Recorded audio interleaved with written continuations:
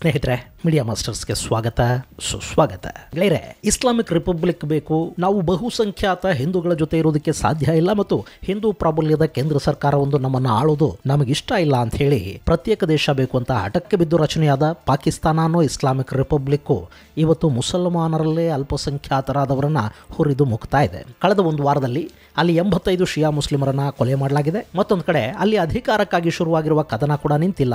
ಇಮ್ರಾನ್ ಖಾನ್ ಅಂತಿಮ ಹೋರಾಟಕ್ಕೆ ಕರೆ ಕೊಟ್ಟಿರೋದ್ರಿಂದ ಇಸ್ಲಾಮಾಬಾದ್ಗೆ ಮುತ್ತಿಗೆ ಹಾಕೋದಕ್ಕೆ PTI ಕಾರ್ಯಕರ್ತರು ಹೊರಟಿದ್ದಾರೆ.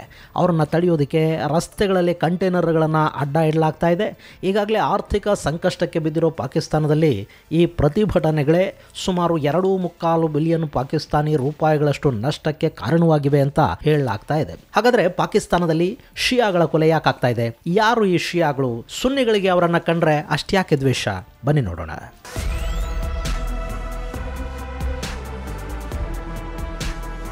ಸ್ನೇಹಿತರೆ, ಪಾಕಿಸ್ತಾನದ ಆಫ್ಘನಿಸ್ತಾನ ಗಡಿಯಲ್ಲಿನ ಖೈಬರ್ ಪಖ್ತೂನ್ಖ್ವಾ ಪ್ರದೇಶ ಇದೆ ನೋಡಿ, ಅದು ಕಳೆದ ಕೆಲ ತಿಂಗಳುಗಳಿಂದ ಧಗಧಗಿಸಿ ಹೋಗ್ತಾ ಇದೆ. ಅಲ್ಲಿ ಬುಡಕಟ್ಟು ಜನಾಂಗಗಳ ನಡುವೆ ಶುರುವಾಗಿರೋ ಜಗಳದಲ್ಲಿ ಸುಮಾರು 85ಕ್ಕೂ ಹೆಚ್ಚು ಮಂದಿಯನ್ನು ಕೊಲ್ಲಲಾಗಿದೆ. 150ಕ್ಕೂ ಹೆಚ್ಚು ಮಂದಿ ಗಾಯಗೊಂಡಿದ್ದಾರೆ. ಅಲ್ಲಿ ಸ್ಫೋಟಗೊಂಡಿರೋದು ಶಿಯಾ ಹಾಗೂ ಸುನ್ನಿಗಳ ಜಗಳ. ಈ ಖೈಬರ್ ಪಖ್ತೂನ್ಖ್ವಾದಲ್ಲಿ ಕುರ್ರಂ ಅನ್ನೋ ಒಂದು ಜಿಲ್ಲೆ ಇದೆ. ಅದು ಆಫ್ಘನಿಸ್ತಾನದ ಜೊತೆ ಗಡಿಯನ್ನು ಹಂಚಿಕೊಳ್ಳುತ್ತೆ. ಇಲ್ಲಿ TTP ಅಂದ್ರೆ ತೆಹರಿಕಿ ತಾಲಿಬಾನ್ ಪಾಕಿಸ್ತಾನ ಆಕ್ಟಿವಿಟಿಗಳು ಕೂಡ ಜೋರಾಗಿವೆ. ಜೊತೆಗೆ ಈ ಖೈಬರ್ ಪಖ್ತೂನ್ಖ್ವಾದಲ್ಲಿ ಬುಡಕಟ್ಟು ಜನಾಂಗಗಳು ವಾಸ ಮಾಡುತ್ತವೆ. ಅದರಲ್ಲಿ ಕೆಲವು ಶಿಯಾ ಪಂಗಡಕ್ಕೆ ಸೇರಿದ್ರೆ ಮತ್ತೆ ಕೆಲವು ಸುನ್ನಿ ಪಂಗಡದ ಬುಡಕಟ್ಟು ಗುಂಪುಗಳು. ಈ ಪಾಕಿಸ್ತಾನ ಇದೆಯಲ್ಲ, ಇಲ್ಲಿ 24 ಕೋಟಿ ಜನ ವಾಸ ಮಾಡ್ತಾರೆ. ಅದರಲ್ಲಿ 96% ಮುಸ್ಲಿಮರಿದ್ದಾರೆ, 2% ಹಿಂದೂಗಳಿದ್ದಾರೆ, ಇನ್ನು 1.5% ಕ್ರೈಸ್ತರಿದ್ದಾರೆ, ಇನ್ನುಳಿದ 0.5% ನಷ್ಟು ಬೇರೆಯವರು ಇರ್ತಾರೆ. ಇನ್ನು ಈ 96% ಮುಸ್ಲಿಮರು ಇದಾರಲ್ಲ, ಇವರ ಪೈಕಿ 10-12% ಶಿಯಾ ಮುಸ್ಲಿಮರಿದ್ದಾರೆ. ಇನ್ನೊಂದು ಸಣ್ಣ ಮೊತ್ತದಲ್ಲಿ ಅಹಮದೀಯರು ಕೂಡ ಅಲ್ಲಿದ್ದಾರೆ. ಪಾಕಿಸ್ತಾನ ಅಧಿಕೃತವಾಗಿ ಈ ಅಹಮದೀಯರನ್ನ ಮುಸ್ಲಿಮರ ಪಟ್ಟಿಯಿಂದಾನೇ ಹೊರಗಿಟ್ಟಿದೆ. ಅವರ ಪ್ರಕಾರ ಈ ಅಹಮದೀಯ ಅನ್ನೋ ಜನಾಂಗ ಕಾಫಿರ್ ಜನಾಂಗ ಆಗತ್ತೆ. ಹೀಗಾಗಿ ಅವರನ್ನ ಪಾಕಿಸ್ತಾನದ ಸಂವಿಧಾನ ಮುಸ್ಲಿಮರು ಅಂತ ಕನ್ಸಿಡರ್ ಮಾಡೋದಿಲ್ಲ. ಇನ್ನು ಶಿಯಾಗಳಿದ್ದಾರೆ ನೋಡಿ, ಅವರು ಒಟ್ಟು ಜಗತ್ತಿನ ಮುಸ್ಲಿಮರ ಪೈಕಿ 15%ರಷ್ಟಿದ್ದಾರೆ. ಇರಾನ್ನಲ್ಲಿ ಶಿಯಾಗಳದ್ದೇ ದರ್ಬಾರು.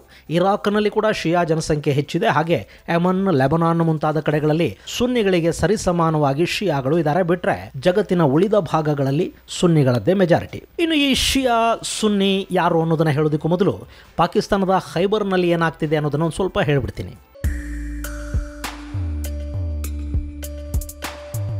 ಗೆಳೆಯರೆ, ಮೊನ್ನೆ ಕುರ್ರಂ ಜಿಲ್ಲೆಯಲ್ಲಿ ಹೆದ್ದಾರಿಯಲ್ಲಿ ಒಂದಷ್ಟು ಶಿಯಾ ಮುಸ್ಲಿಮರ ವಾಹನಗಳು ಹೋಗ್ತಾ ಇದ್ವು. ಅಲ್ಲಿ ಬಂದೂಕುಧಾರಿಗಳು ರಸ್ತೆಯಲ್ಲಿ ಆ ವಾಹನಗಳನ್ನು ಅಡ್ಡಗಟ್ಟಿದ್ರು. ಅವುಗಳಲ್ಲಿದ್ದವರನ್ನ ಕೆಳಗಿಳಿಸಿದ್ರು ಮತ್ತು ಮನಸ್ಸೋ ಇಚ್ಛೆ ಅವರ ಮೇಲೆ ಗುಂಡು ಹಾರಿಸಿದ್ರು. 43 ಜನ ಅಲ್ಲಿ ಸಾವಿಗೀಡಾದರು. ಇನ್ನುಳಿದವರು ತೀವ್ರವಾಗಿ ಗಾಯಗೊಂಡ್ರು. ಇನ್ನು ಅಕ್ಟೋಬರ್ ತಿಂಗಳಲ್ಲೂ ಕೂಡ ಇದೇ ಥರದ ಘಟನೆ ನಡೆದಿತ್ತು. ಅವತ್ತು ನಡೆದ ದಾಳಿಯಲ್ಲಿ 16 ಜನ ಸಾವಿಗೀಡಾದರು.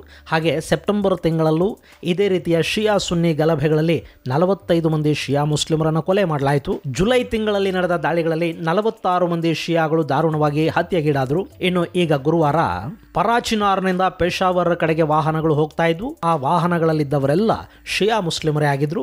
ಅದು ಧಾರ್ಮಿಕ ಪ್ರವಾಸಕ್ಕೆ ಹೋಗ್ತಾ ಇದ್ದ ಮುಸ್ಲಿಂ ತಂಡ ಆಗಿತ್ತು. ಅವರ ವಾಹನಗಳನ್ನು ಅಡ್ಡಗಟ್ಟಿದ ದುಷ್ಕರ್ಮಿಗಳು ಅವರ ಮೇಲೆ ಗುಂಡು ಹಾರಿಸಿದ್ದಾರೆ. ಇದಾದ ನಂತರ ಕೂಡ ಶುಕ್ರವಾರ, ಶನಿವಾರ ಕೂಡ ಆ ರಸ್ತೆಯಲ್ಲಿ ನಿರಂತರವಾಗಿ ಶಿಯಾಗಳನ್ನು ಗುರಿಯಾಗಿಸಿಕೊಂಡು ದಾಳಿ ಮಾಡಲಾಗಿದೆ.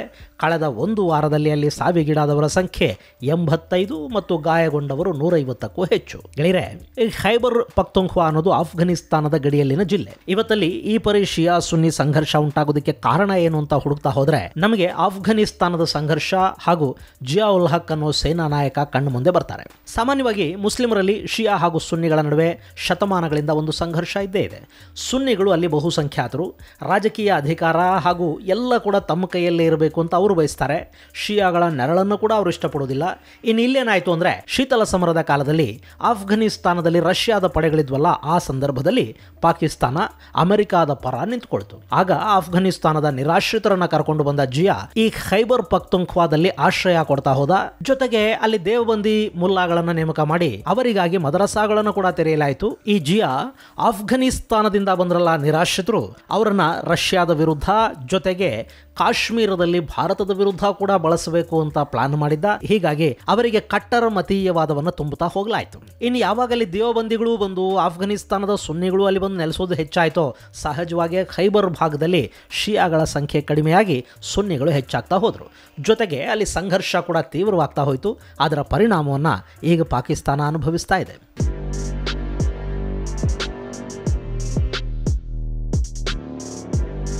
ಇನ್ನು ಈ ಶಿಯಾಗಳು ಯಾರು, ಸುನ್ನಿಗಳು ಯಾರು, ಯಾಕೆ ಇವ್ರ ನಡುವೆ ಸಂಘರ್ಷ? ಗೆಳೆಯರೆ, ಇಸ್ಲಾಮನ್ನು ಸ್ಥಾಪನೆ ಮಾಡಿದ್ದು ಮೊಹಮ್ಮದ್ ಪೈಗಂಬರ್, ಇದು ನಿಮಗೆ ಗೊತ್ತಿದೆ. ಪೈಗಂಬರ್ ಅವರ ನಂತರ ಆ ಸಮುದಾಯದ ನಾಯಕತ್ವವನ್ನು ಯಾರು ವಹಿಸ್ಕೋಬೇಕು ಅನ್ನೋ ಪ್ರಶ್ನೆ ಅಲ್ಲಿ ಬೃಹದಾಕಾರವಾಗಿ ಎದ್ದು ನಿಂತ್ಕೊಳ್ಳುತ್ತೆ. ಉಮ್ಮಾನ ಮುನ್ನಡೆಸೋದು ಯಾರು, ಖಲೀಫಾ ಯಾರಾಗಬೇಕು ಅನ್ನೋದು ಪ್ರಶ್ನೆ. ಆ ಸಂದರ್ಭದಲ್ಲಿ ಮೊಹಮ್ಮದ್ ಪೈಗಂಬರ್ ತತ್ವಗಳನ್ನು ಅನುಸರಿಸುವ, ಸಮುದಾಯವನ್ನ ಪೈಗಂಬರ್ ಹಾದಿಯಲ್ಲಿ ಮುನ್ನಡೆಸುವ ಶಕ್ತಿ ಇರುವ ಪೈಗಂಬರ್ ಶಿಷ್ಯರು ಯಾರಾದರೂ ಆ ಸ್ಥಾನಕ್ಕೆ ಬರಲಿ ಅಂತ ಒಂದು ಪಂಗಡ ಹೇಳ್ತು. ಅವರು ಅಬೂಬಕರ್ ಬೆಂಬಲಕ್ಕೆ ನಿಂತರು. ಇನ್ನೊಂದು ಪಂಗಡ ಮೊಹಮ್ಮದ್ ಅವರ ರಕ್ತ ಸಂಬಂಧಿಗಳೇ ಸಮುದಾಯದ ನೇತೃತ್ವವನ್ನು ವಹಿಸಬೇಕು ಅಂತ ಹೇಳಿದ್ರು. ಅದಕ್ಕೆ ಪೈಗಂಬರ್ ಮೊಹಮ್ಮದ್ ಅವರ ಅಳಿಯ ಆಲಿನೇ ಖಲೀಫಾ ಆಗ್ಲಿ ಅನ್ನೋ ವಾದ ಅವರದ್ದಾಗಿತ್ತು. ಈ ಸಂಘರ್ಷ ಮುಂದೆ ಸಾಕಷ್ಟು ಯುದ್ಧಗಳಿಗೆ ಕೂಡ ಕಾರಣ ಆಯಿತು. ಇಲ್ಲಿ ಯಾರು ಅಲಿ ನಾಯಕತ್ವಕ್ಕೆ ಬೆಂಬಲ ಕೊಟ್ಟರೋ ಅವರು ಶಿಯಾಗಳು ಅಂತ ಗುರುತಿಸಿಕೊಂಡ್ರು, ಯಾರು ಅಬೂಬಕರ್ ಹಿಂದೆ ನಿಂತರೋ ಅವರು ಸುನ್ನಿಗಳಾದರು. ಕಾಲಕ್ರಮೇಣ ಸುನ್ನಿಗಳ ಸಂಖ್ಯೆ ಹೆಚ್ಚಾಗ್ತಾ ಹೋಯಿತು, ಶಿಯಾಗಳು ಕಡಿಮೆ ಸಂಖ್ಯೆಯಲ್ಲಿ ಉಳ್ಕೊಂಡ್ರು. ಆದರೆ ಅವರ ನಡುವಿನ ದ್ವೇಷ ಮಾತ್ರ ಕಡಿಮೆ ಏನಾಗಲಿಲ್ಲ. ಈ ಪಂಗಡಗಳು ಹುಟ್ಟಿದ್ದೇ ಅಧಿಕಾರ ಮತ್ತು ಉತ್ತರಾಧಿಕಾರ ಯಾರದ್ದು ಅನ್ನೋ ಹಿನ್ನೆಲೆಯಿಂದ. ಹೀಗಾಗಿ ಮುಂದೆ ಕೂಡ ಎರಡೂ ಪಂಗಡಗಳ ನಡುವೆ ಸಾಕಷ್ಟು ಯುದ್ಧಗಳಾದವು.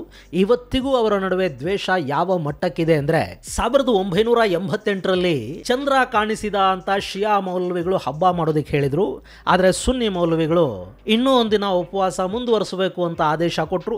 ಇಲ್ಲಿ ಸುನ್ನಿಗಳಿಗಿಂತ ಮೊದಲು ಶಿಯಾಗಳಿಗೆ ಚಂದ್ರ ಕಾಣಿಸ್ದ ಅನ್ನೋ ಕಾರಣಕ್ಕೇನೆ ದೊಡ್ಡ ಗಲಭೆಗಳಾಗಿ ಸುಮಾರು 150ಕ್ಕೂ ಹೆಚ್ಚು ಶಿಯಾಗಳನ್ನು ಕೊಲೆ ಮಾಡಲಾಯಿತು. ಅಂದ್ರೆ ಅವ್ರ ನಡುವೆ ಇರೋ ದ್ವೇಷ ಇನ್ನೆಂಥದ್ದು ಊಹೆ ಮಾಡಿ ನೋಡಿ. ಇನ್ನು ಇಲ್ಲಿ ಭಾರತದ ವಿಷಯದಲ್ಲಿ ಕೂಡ ಶಿಯಾ ಸುನ್ನಿ ಸಂಘರ್ಷದ ಒಂದು ವಿಷಯ ನಾವು ನೆನಪು ಮಾಡ್ಕೋಬೇಕು. ಬ್ರಿಟಿಷರು ಭಾರತವನ್ನು ಬಿಟ್ಟು ಹೋದ ಬೆನ್ನಲ್ಲೇ ಕಾಶ್ಮೀರದ ರಾಜನ ಮೇಲೆ ಪಾಕಿಸ್ತಾನ ದಾಳಿ ಮಾಡಿಸ್ತಲ್ಲ, ಆ ಸಂದರ್ಭದಲ್ಲಿದ್ದ ಕಾರಣಗಳ ಪೈಕಿ ಈ ಶಿಯಾ ಸುನ್ನಿ ಅನ್ನೋದು ಕೂಡ ಒಂದು. ಈ ಗಿಲ್ಗಿಟ್ ಬಾಲ್ಟಿಸ್ತಾನ ಇದೆ ನೋಡಿ, ಇಲ್ಲಿ ಶಿಯಾಗಳ ಸಂಖ್ಯೆ ಹೆಚ್ಚಿತ್ತು. ಅಲ್ಲೊಂದು ಶಿಯಾ ದೇಶ ಸ್ಥಾಪನೆ ಆಗಿಬಿಟ್ರೆ ಅನ್ನೋ ಸಣ್ಣ ಹೊಟ್ಟೆ ಕಿಚ್ಚು ಪಾಕಿಸ್ತಾನದ ಸುನ್ನಿಗಳನ್ನ ಕಾಡ್ತಾ ಇತ್ತು. ಅದಾಗಬಾರದು ಅನ್ನೋ ಕಾರಣಕ್ಕೇನೆ ಅಲ್ಲಿ ಪಾಕಿ ಸೇನೆ ಹಾಗೂ ಬುಡಕಟ್ಟು ಜನಾಂಗ ಈ ಗಿಲ್ಗಿಟ್ ಬಾಲ್ಟಿಸ್ತಾನದ ಮೇಲೆ ದಾಳಿ ಮಾಡಿದ್ರು. ಇತ್ತೀಚೆಗೆ ಕೂಡ ಗಿಲ್ಗಿಟ್ ಬಾಲ್ಟಿಸ್ತಾನದಲ್ಲಿ ಶಿಯಾಗಳ ದಮನ ನಡೀತು. ಅಲ್ಲೂ ಈಗ ಸುನ್ನಿಗಳು ಹೆಚ್ಚಾಗ್ತಾ ಹೋಗ್ತಾ ಇದ್ದಾರೆ. ಇನ್ನು ರಾಜಕೀಯ ಅಧಿಕಾರ ಮತ್ತು ಸುನ್ನಿ ಇಸ್ಲಾಂ ಇದು ಯಾವ ಪರಿ ಇದೆ ಅಂದ್ರೆ, ಪಾಕಿಸ್ತಾನದ ಜನಕ ಮೊಹಮ್ಮದ್ ಅಲಿ ಜಿನ್ನಾ ಜನ್ಮತಃ ಶಿಯಾ ಮುಸ್ಲಿಂ, ಆದ್ರೆ ರಾಜಕಾರಣದಲ್ಲಿ ಶಿಯಾಗಳಿಗೆ ಭವಿಷ್ಯ ಇಲ್ಲ ಅನ್ನೋದನ್ನ ಅರ್ಥ ಮಾಡಿಕೊಂಡ ನಂತರ ಆತ ತಾನು ಸುನ್ನಿ ಅನ್ನೋದನ್ನ ಹೇಳಿಕೊಳ್ಳೋದಕ್ಕೆ ಶುರು ಮಾಡಿದ್ರು. ತುಂಬಾ ಸೆಕ್ಯುಲರ್ ಅನ್ನಿಸ್ಕೊಂಡಿದ್ದ, ಇಸ್ಲಾಮಿಕ್ ಆಚರಣೆಗಳಿಂದ ಕೂಡ ದೂರ ಇದ್ದ ಜಿನ್ನಾ ಅಧಿಕಾರ ಅಂತ ಬಂದಾಗ ತಮ್ಮ ಮೂಲ ಶಿಯಾ ಪಂಥವನ್ನು ಬಿಟ್ಟು ಸುನ್ನಿ ಅಂತ ಹೇಳ್ಕೊಂಡು ಬಂದರು. ಜಿಯಾ ಸಾವಿಗೀಡಾದ ನಂತರ ಅವರನ್ನು ಶಿಯಾ ಸಂಪ್ರದಾಯದ ಪ್ರಕಾರ ಮಣ್ಣು ಮಾಡಬೇಕಾ, ಸುನ್ನಿ ಸಂಪ್ರದಾಯದ ಪ್ರಕಾರ ಅನ್ನೋ ಬಗ್ಗೆ ಕೂಡ ವಿವಾದ ನ್ಯಾಯಾಲಯದ ಮೆಟ್ಲೇರ್ತು. ಇನ್ನು ಪಾಕಿಸ್ತಾನದ ಸುನ್ನಿ ಕಟ್ಟರ್ವಾದ ಎಷ್ಟು ಗಟ್ಟಿಯಾಗಿದೆ ಅಂದ್ರೆ, ಅಲ್ಲಿನ ಹಿಂದಿನ ಸೇನಾ ಮುಖ್ಯಸ್ಥ ಬಾಜ್ವಾ ಇದ್ರಲ್ಲ, ಅವರ ಪತ್ನಿ ಅಹ್ಮದಿಯಾ ಅನ್ನೋದನ್ನ ಅವರು ಎಲ್ಲೂ ಬಹಿರಂಗಪಡಿಸಲಿಲ್ಲ. ಆನಂತರ ಆಕೆಯನ್ನು ಕೂಡ ಸುನ್ನಿಯಾಗಿ ಮತಾಂತರ ಮಾಡಲಾಯಿತು ಅಂತ ಹೇಳಲಾಗತ್ತೆ. ಇನ್ನು ಭುಟ್ಟೋಗಳಿದ್ದಾರೆ ನೋಡಿ, ಅವರು ಶಿಯಾ ಮೂಲದವರೇ, ಆದರೂ ಜಿನ್ನಾ ಥರಾನೇ ಆ ನಂತರದ ಕಾಲದಲ್ಲಿ ಸುನ್ನಿಗಳಾಗಿ ಅವರು ಬದಲಾದರು ರಾಜಕೀಯ ಅಧಿಕಾರಕ್ಕಾಗಿ. ಇದು ಪಾಕಿಸ್ತಾನದ ಶಿಯಾ ಸುನ್ನಿ ದ್ವೇಷ ಮತ್ತು ಮೇಲಾಟದ ಕಥೆ. ಅದರ ಫಲವನ್ನು ಆ ದೇಶ ಇವತ್ತಿಗೂ ಉಣ್ತಾ ಇದೆ. ಖೈಬರ್ ಪ್ರಾಂತದಲ್ಲಿ ಉಂಟಾಗ್ತಾ ಇರೋ ಗಲಭೆಗಳನ್ನು ನಿಯಂತ್ರಿಸೋದಕ್ಕೆ ಕೂಡ ಅಲ್ಲಿನ ಸರ್ಕಾರಕ್ಕೆ ಸಾಧ್ಯವಾಗ್ತಾ ಇಲ್ಲ. ಅಲ್ಲಿನ ಬುಡಕಟ್ಟು ಜನಾಂಗದ ಬಳಿ ಆಧುನಿಕ ಆಯುಧಗಳಿವೆ, ಜೊತೆಗೆ ತೆಹ್ರೀಕಿ ತಾಲಿಬಾನ್ ಕೂಡ ಅಲ್ಲಿ ಆಕ್ಟಿವ್ ಆಗಿದೆ. ಶಿಯಾಗಳ ಮೇಲಿನ ದಾಳಿಯ ಹಿಂದೆ ಕೂಡ ಈ ತೆಹ್ರೀಕಿ ತಾಲಿಬಾನ್ಗಳೇ ಇದ್ದಾರೆ ಅಂತ ಹೇಳಲಾಗ್ತಾ ಇದೆ. ಒಂದು ಕಡೆ ಪಾಕಿಸ್ತಾನದ ಸೇನೆ ಹಾಗೂ ಪೊಲೀಸರ ಮೇಲೆ ದಾಳಿಗಳನ್ನು ಮಾಡ್ತಲೇ, ಮತ್ತೊಂದು ಕಡೆ ಅಲ್ಲಿನ ಅಲ್ಪಸಂಖ್ಯಾತ ಶಿಯಾ ಮುಸ್ಲಿಮರನ್ನು ಕೂಡ ಅವರು ಬಲಿ ತಗೋತಾ ಹೋಗ್ತಾ ಇದ್ದಾರೆ.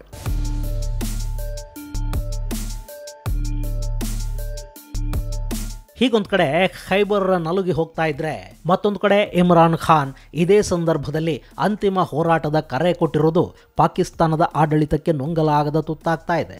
ಜೈಲಲ್ಲಿರೋ ಪಾಕಿಸ್ತಾನದ ಮಾಜಿ ಮುಖ್ಯಮಂತ್ರಿ ಇಮ್ರಾನ್ ಖಾನ್ ಸರ್ಕಾರದ ವಿರುದ್ಧ ನವೆಂಬರ್ 16ನೇ ತಾರೀಕು ಅಂತಿಮ ಹೋರಾಟದ ಕರೆ ಕೊಟ್ಟರು. ನವೆಂಬರ್ 24ರಂದು ಅಲ್ಲಿ ಭಾರೀ ಪ್ರತಿಭಟನೆಗಳು ಆರಂಭ ಆಗಿವೆ.